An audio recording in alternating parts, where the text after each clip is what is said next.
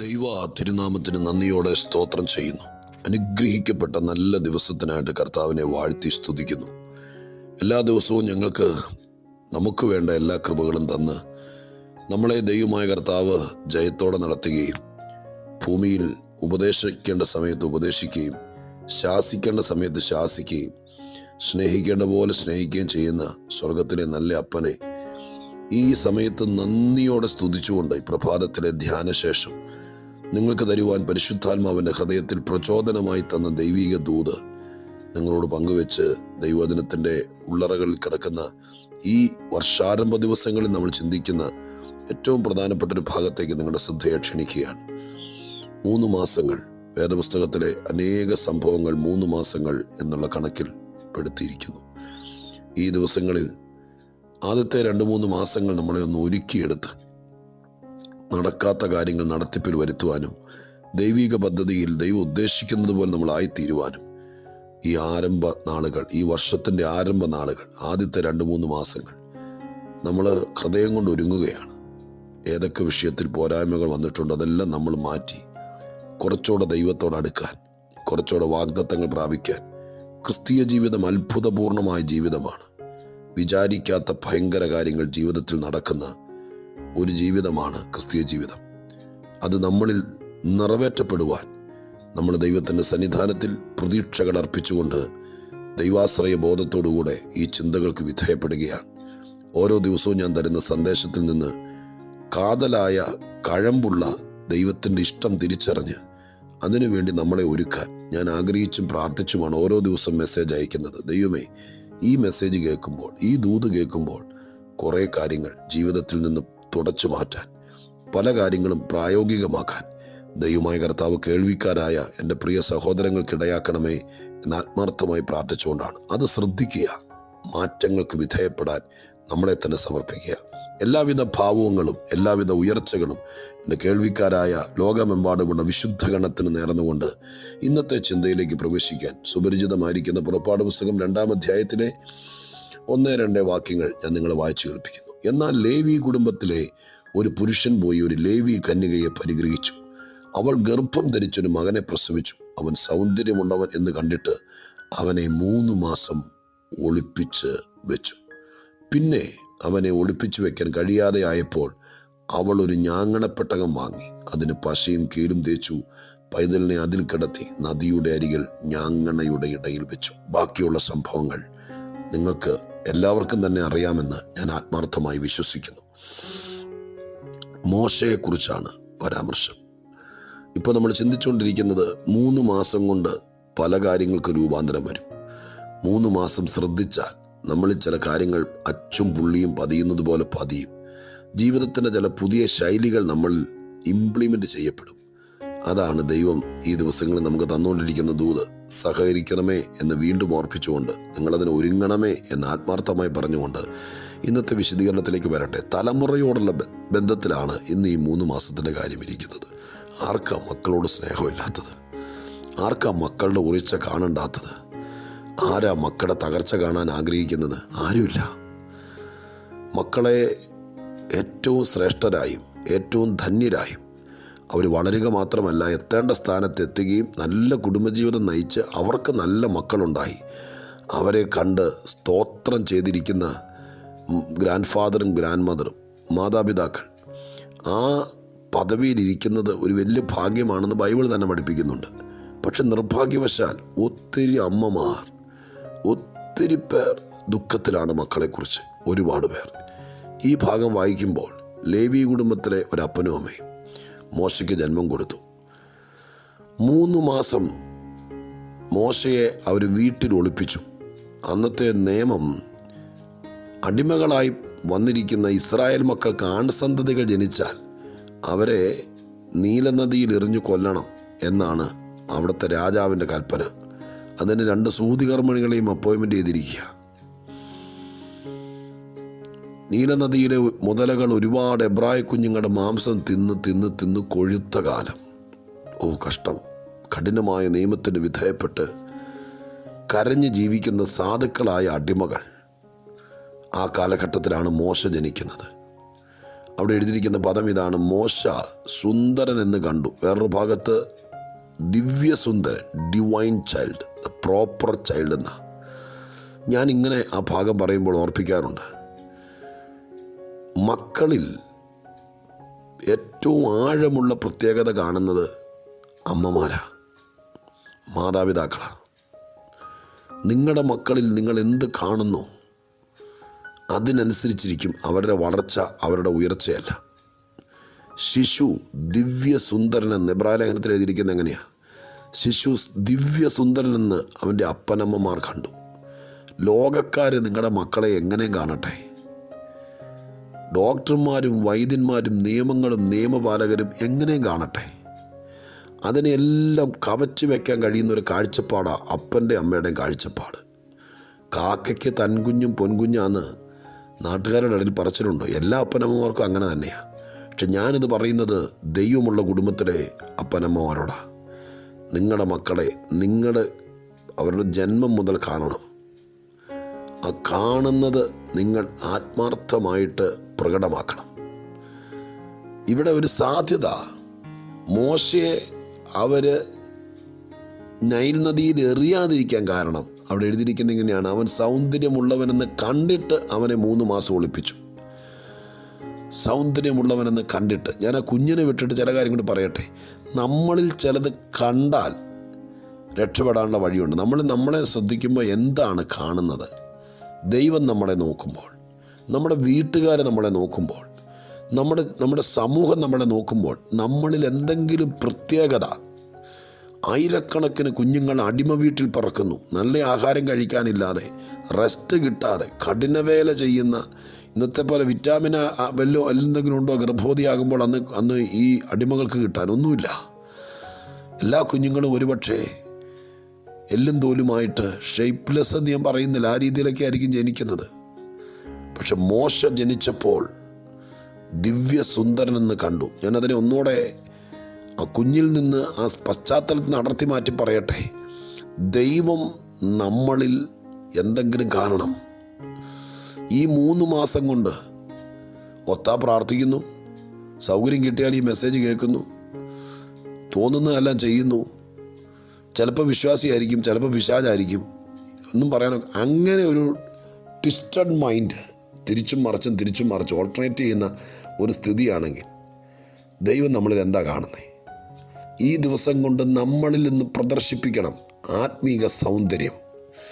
പ്രാർത്ഥിക്കുന്ന, ദൈവസന്നിധിയിൽ ഏകാഗ്രതയോടെ കാത്തിരിക്കുന്ന, വചനം വായിക്കുന്ന, കർത്താവിൻ്റെ സന്നിധിയിൽ കരയുന്ന, മറ്റുള്ളവരുടെ എല്ലാവരെയും കുറ്റം പറഞ്ഞ് അതിനകത്ത് ആസ്വാദനം കണ്ടെത്തുന്ന ആളായി കണ്ടാൽ വിടുതൽ താമസിക്കും, കുഞ്ഞുങ്ങളെയും ബാധിക്കും. കുറേ കാര്യങ്ങളിൽ നിന്ന് ഒഴിയുന്ന, മനഃപൂർവ്വമായിട്ട് ഒഴിയുക, പരകാര്യത്തിൽ ഇടപെടാതിരിക്കുക. നമ്മുടെ കാര്യം നോക്കി നമ്മുടെ വീട്ടിൽ അച്ചടക്കത്തോടെ വിനയത്തോടെ ഈ 3 മാസങ്ങൾ നമ്മളെ തന്നെ സംയമനപ്പെടുത്തുന്ന ദൈവം. ഞാൻ ചിലർ കാണുന്നതിനെക്കുറിച്ച് പറയാം. ദൈവം ആദ്യം നമ്മളെ കാണുന്നു. ദൈവം കാണുമ്പോൾ നമ്മളോട് മനസ്സലിവ് തോന്നണം. ദൈവം കാണുമ്പോൾ നമ്മളോട് കരുണ തോന്നണം. ദൈവം കാണുമ്പോൾ നമ്മളോട് കൃപ തോന്നണം. അതിന് തക്കവണ്ണം നമ്മുടെ ജീവിതത്തെ സെറ്റ് ചെയ്യണം. വീട്ടിനകത്താണെങ്കിലും പിന്നെ നമ്മളെ കാണുക, നമ്മളെ നോക്കുമ്പോൾ വഴക്കുണ്ടാക്കാൻ തോന്നരുത്. പിശാചിനെയൊക്കെ നമുക്ക് പ്രാർത്ഥിച്ചൊതുക്കി നിർത്താം. സാധാരണ മണ്ടക്കിട്ട് കൊടുത്ത് എന്തോ പിശാചെന്ന് പറഞ്ഞ് ഒഴിവ്. നമ്മളെ കാണുമ്പോൾ അങ്ങനെ ആയിരിക്കണം. മറ്റുള്ളവർ കാണുമ്പോൾ സ്നേഹത്തോടെ, താഴ്മയോടെ, വിനയത്തോടെ, മുഖം വീർപ്പിക്കാതെ, ഒരു വഴക്കിനുള്ള വഴിമരുന്നിട്ട് കൊടുക്കാതെ ദൈവസന്നിധിയിൽ ഈ ദിവസങ്ങളിൽ ജീവിക്കുക. നമുക്ക് ശരിയാവും പറ്റുമെന്നേ പ്രതീക്ഷ തരിക, നന്നാവും പറ്റും. ഒന്നുകൂടെ ഒന്ന് ശ്രദ്ധിച്ചേ. അപ്പോൾ അവിടെ മോശ രക്ഷപ്പെടാനുള്ള ആദ്യത്തെ പടി, അവനിൽ എന്തോ കാണാനുണ്ടായിരുന്നു, ഒരു ദിവ്യ സൗന്ദര്യം. അത് ദൈവം കൊടുത്തത്. അപ്പം മോശ പൗഡർ ഇട്ടതല്ല, ഫേഷ്യൽ ചെയ്തതുമല്ല, അതിന് പ്രായമായില്ലല്ലോ. ദൈവം കൊടുത്തതാ. നിനക്ക് ദൈവം തന്ന എന്തോ ഉണ്ട്, അത് മറച്ചു വെക്കരുത്, അത് മൂടി വെക്കരുത്. സ്വർഗം നിനക്ക് രക്ഷപ്പെടാൻ, ഏത് മനുഷ്യൻ്റെ ജീവിതത്തിലും രക്ഷപ്പെടാൻ ദുരപക്ഷാദിയ ദൈവം എന്തോ കരുതി വെച്ചിട്ടുണ്ട്. നിൻ്റെ കുഞ്ഞിന് രക്ഷപ്പെടാൻ. ബ്രദറെ, എന്തൊക്കെ ചെയ്തിട്ട് മുന്നോട്ട് പോകാൻ പറ്റാത്തൊരു സ്ഥിതിയിൽ പകച്ചു നിൽക്കുവാണെങ്കിൽ ഇതൊന്ന് കേട്ടെ. എന്തോ മോശയ്ക്ക് ജന്മന കൊടുത്തതുപോലെ നിന്നിലെന്തോ ഒരു വാസന, നിന്നിലെന്തോ ഒരു അനുഗ്രഹം ദൈവം കരുതി വെച്ചിട്ടുണ്ട്. അത് പുറത്തു വരട്ടെ, അത് തെളിയട്ടെ, അത് ബൾബ് കത്തുന്നത് പോലെ കത്തട്ടെ. അതിനെ മൂടി വെച്ചിരിക്കുന്ന എല്ലാ പോരുകളുടെ മേലും യേശുവിൻ്റെ നാമത്തിൽ ജയമുണ്ടാകട്ടെ. നന്മ മറച്ചു വെച്ച് തിന്മ മാത്രം പ്രദർശിപ്പിച്ച് ആളുകൾക്കെന്നും കുറ്റം പറഞ്ഞ് നിന്നോട് തന്നെ വെറുപ്പ് തോന്നാൻ ദുഷ്ടനായ പിശാച് മറകെട്ടിയിരിക്കുന്നത് പോലെ ഇരിക്കുന്ന വിഷയങ്ങളെ ഈ ദൂത് പറയുമ്പോൾ ജയിക്കട്ടെ. 3 മാസം കുഞ്ഞ് ജനിക്കുമ്പോഴേ വെള്ളത്തിൽ കളയാതെ 3 മാസം പിടിച്ചു വയ്ക്കാൻ കാരണം അവനിൽ എന്തോ കണ്ടു. 3 മാസം കഴിഞ്ഞപ്പോൾ പിടിച്ചു വയ്ക്കാൻ പറ്റിയില്ല.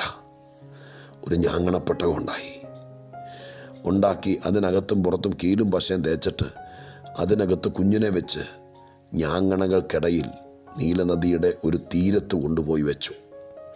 സ്തോത്രം, ഹല്ലേലൂയ. അപ്പോഴാണ് കേൾക്കണേ, അടുത്തത് ഫറവോൻ്റെ പുത്രി ആ നദിയിൽ കുളിക്കാൻ വേണ്ടി വരുന്നു. തോഴിമാര് നദീതീരത്തൂടെ നടക്കുന്നു. ഞാങ്ങണയുടെ കമ്പുകൾ പതുക്കെ അനങ്ങുന്നു. തോഴിമാരിൽ ആരോ പോയി നോക്കിയപ്പോൾ ഒരു സുന്ദരനായ കുഞ്ഞ് ഞാങ്ങണ പെട്ടകത്തിനകത്ത് കിടക്കുന്നു. തുറന്നു നോക്കി. കുഞ്ഞിനെ എടുത്തുകൊണ്ട് വരാൻ വേണ്ടി കൽപ്പന വന്നു രാജ്ഞിയുടെ, ഫറവോൻ്റെ പുത്രിയുടെ. കുഞ്ഞിനെ എടുത്തുകൊണ്ട് വന്നപ്പോൾ എഴുതിയിരിക്കുന്ന വാക്ക് കേൾക്കണം, 6-ാം വാക്യം. അവൾ അത് തുറന്നാറേ പൈതലിനെ കണ്ടു, കുട്ടി ഇതാ കരയുന്നു. അവൾക്ക് അതിനോട് അലിവ് തോന്നി. 2-ാമത്തത് കേട്ടെ, ഇത് കൽപ്പന പുറപ്പെടുവി വെച്ച കൊട്ടാരത്തിലെ ഫറവോൻ്റെ മകളാണ്. ഈ കുടുംബമാണ് കൽപ്പിച്ചത്. എബ്രായ കുഞ്ഞുങ്ങളിൽ ഏറെ കണ്ടാൽ നദിയിലെറിയാൻ പറഞ്ഞത് ഈ കുടുംബമാണ്. അവർക്ക് എബ്രായ കുഞ്ഞുങ്ങളോട് യാതൊരു പ്രീതിയും തോന്നേണ്ട കാര്യമില്ല.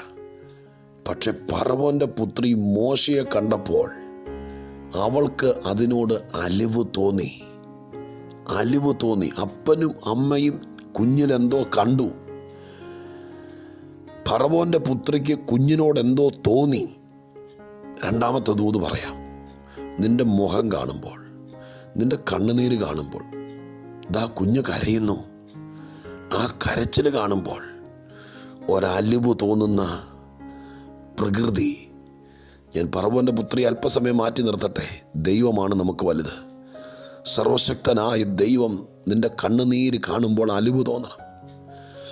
മനസ്സലിയുന്ന ദൈവം നമുക്കുണ്ട്, വേറെ ആരേക്കാൾ. ഫറവോൻ്റെ പുത്രിക്ക് മോശയോട്, ഈ കുഞ്ഞിനോട് അലിവ് തോന്നി. നിന്നോട് അലിവ് തോന്നുന്ന എന്തോ നിന്നിൽ മറച്ചു വെച്ചിട്ടുണ്ട്.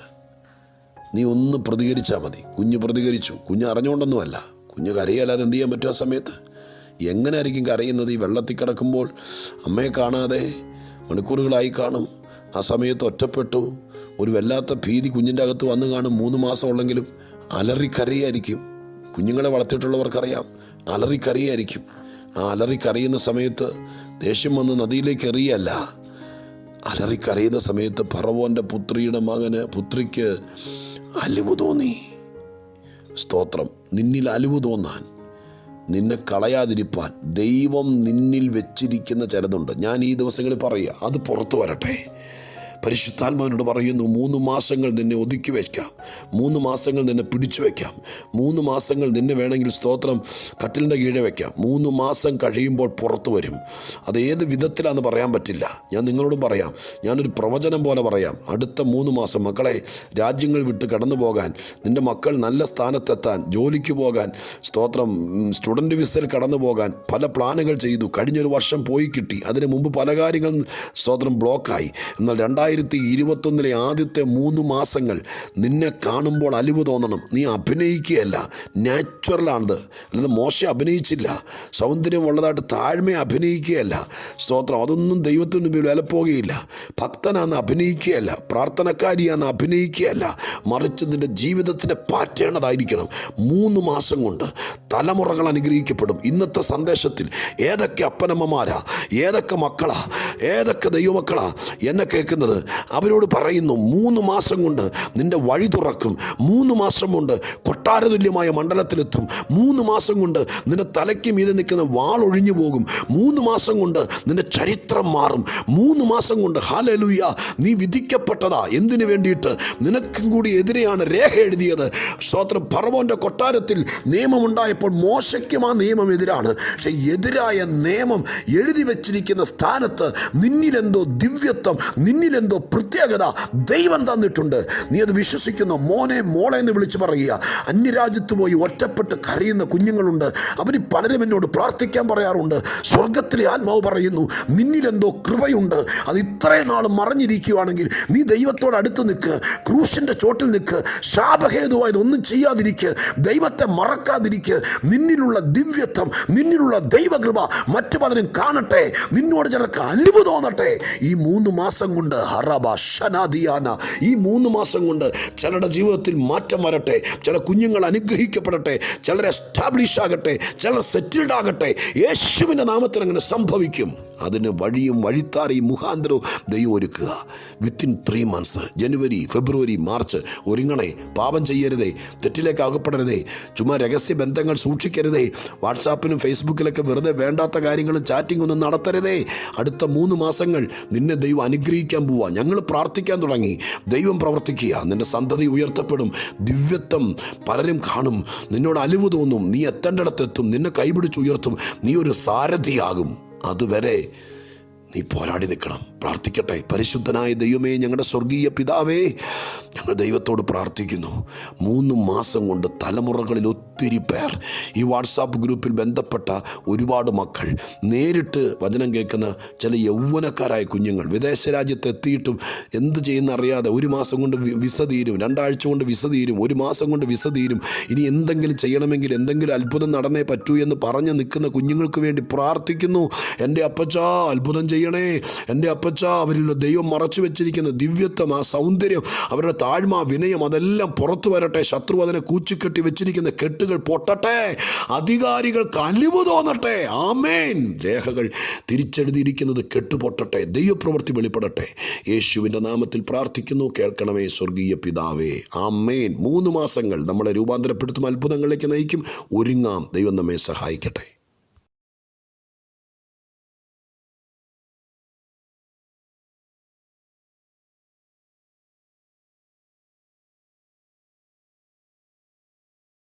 അങ്ങല്ലാതൊരു ദൈവമില്ല,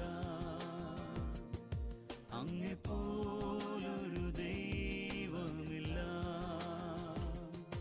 അങ്ങല്ലാതൊരു ദൈവമില്ല, അങ്ങെപ്പോ